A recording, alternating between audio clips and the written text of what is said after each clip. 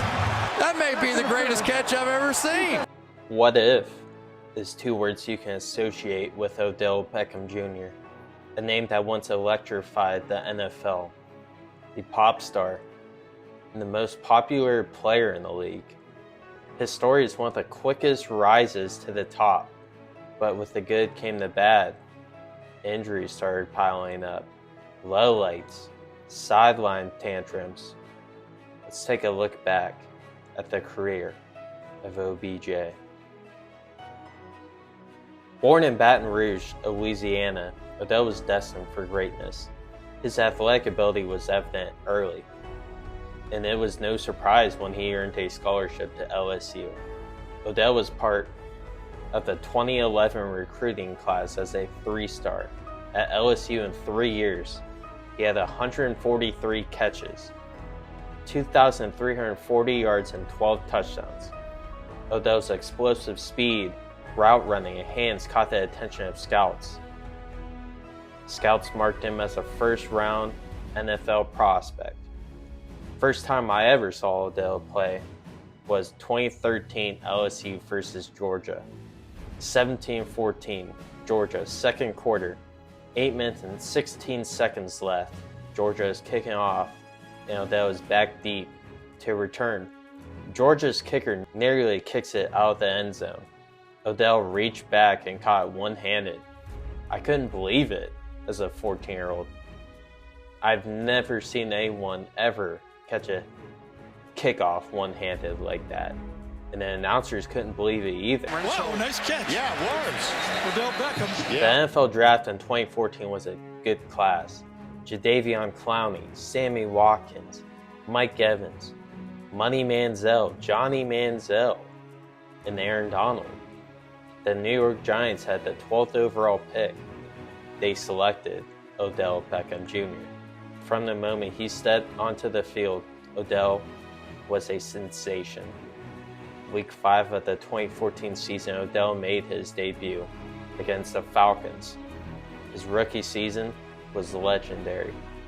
91 receptions, over 1,300 yards, 12 touchdowns in just 12 games. Before him league neighbors, Brian Thomas Jr., Jamar Chase, and Justin Jefferson, not many rookie receivers were dominating in their first season. Then came the catch, a single moment that transcended sports.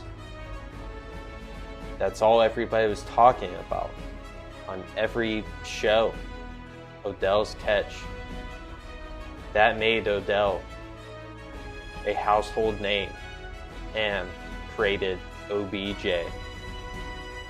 Odell was more than a player. He was a pop star. Endorsements, media appearances, and the nickname OBJ made him the face of the NFL's new era of stars.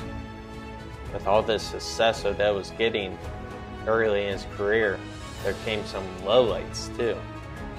Sideline tantrums, emotional outbursts, and the boat picture began to overshadow his talent.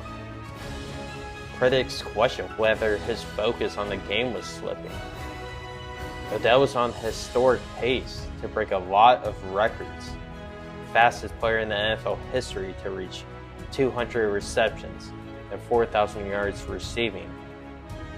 Pro Bowl his first 3 years and named second team All-Pro twice. And he was top 5 in all major receiving categories since entering the league. But injuries began to take their toll. A fractured ankle in 2017 sidelined him for most of the year. The Giants' struggles only added to the tension. 2018 had a quad injury that sidelined him for 4 weeks.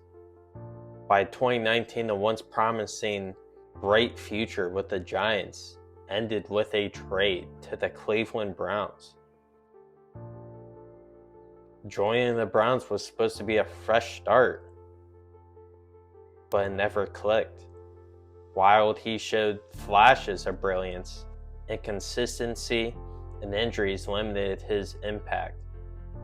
Odell's numbers in 3 years for the Browns were 1,500 yards, 114 catches, and 7 touchdowns. By 2021, Odell's relationship with the Browns soured.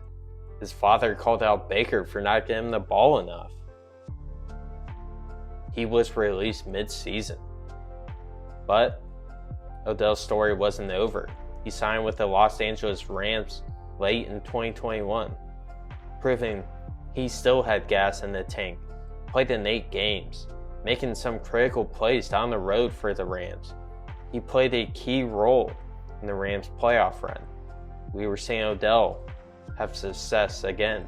Super Bowl 56, the Rams versus Bengals. We saw the old OBJ.